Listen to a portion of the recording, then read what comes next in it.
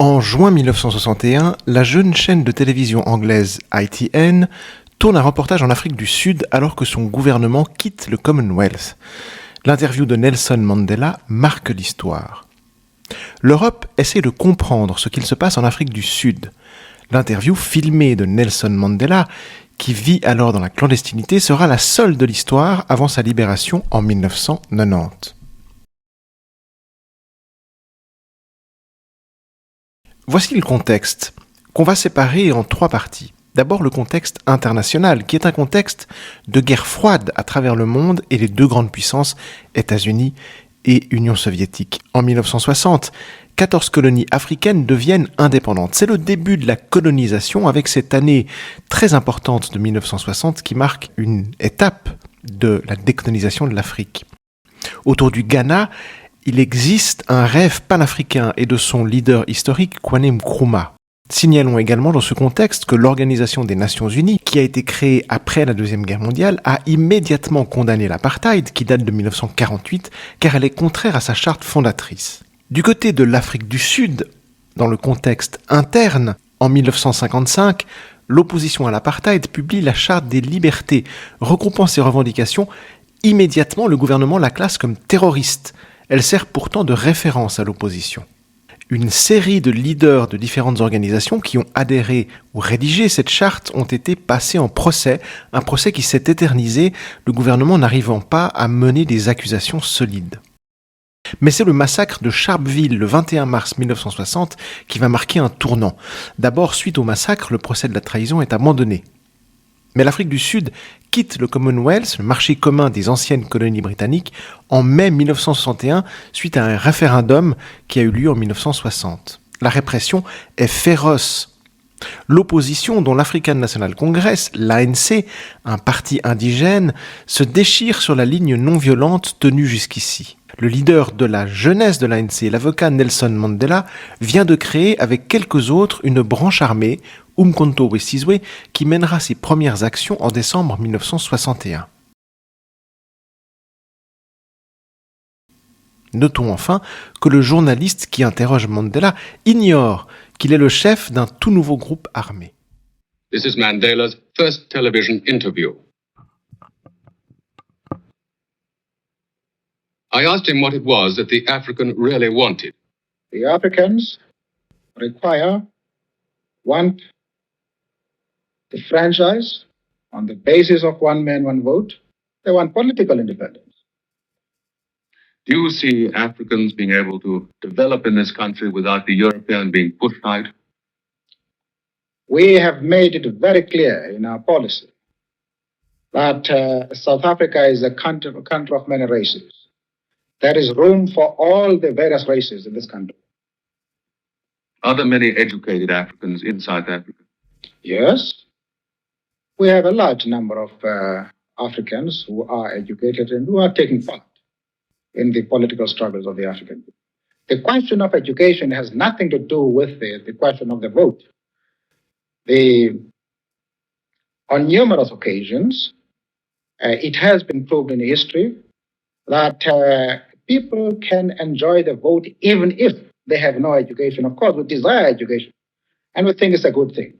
But you don't have to have education in order to know that you want certain fundamental rights, you have got aspirations, you have got claims.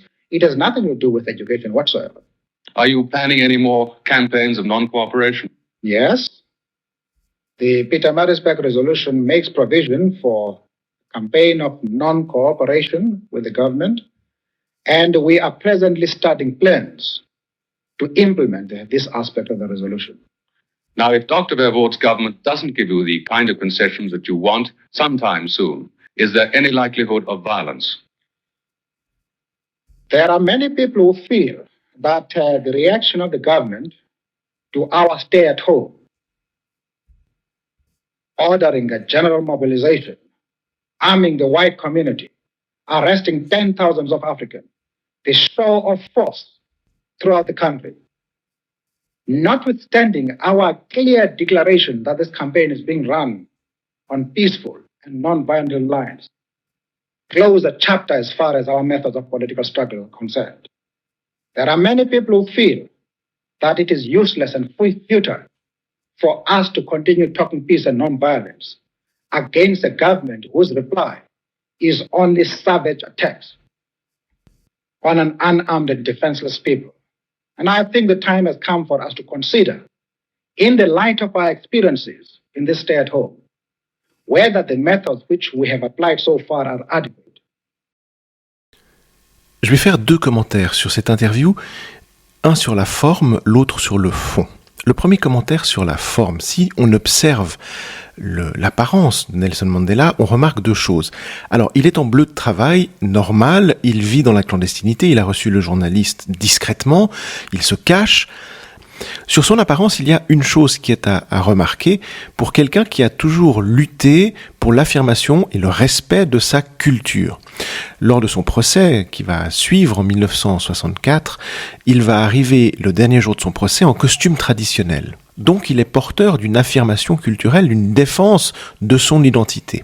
On est dans la période où la théorie de Frantz Fanon s'est développée. L'ouvrage Peau noire, masque blanc est publié depuis 1952, donc possiblement il est connu de Mandela. La théorie de l'aliénation mentale existe déjà.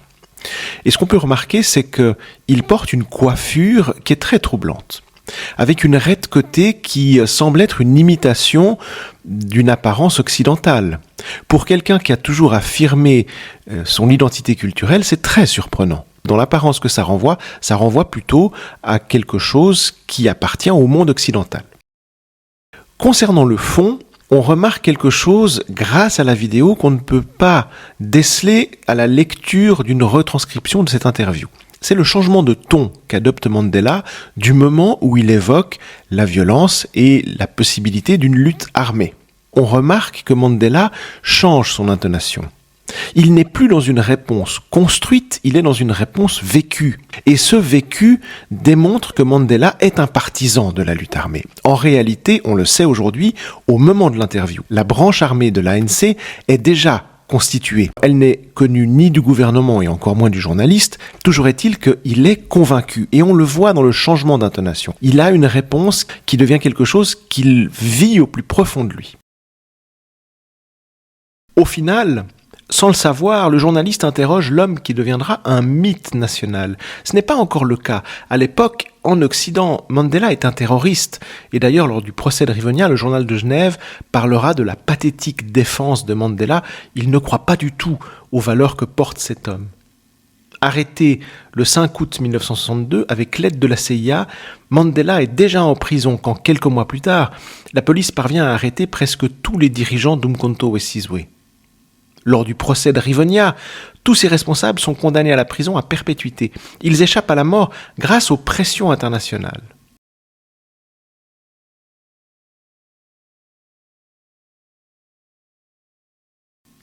Emprisonné, Mandela refusera d'être libéré en 1986 sans un abandon de l'apartheid, déclarant à ses partisans « Votre liberté et la mienne sont indissociables ». Rappelons que Nelson Mandela sera finalement libéré en février 1990. Il sera élu premier président de la Nouvelle Afrique du Sud en 1994.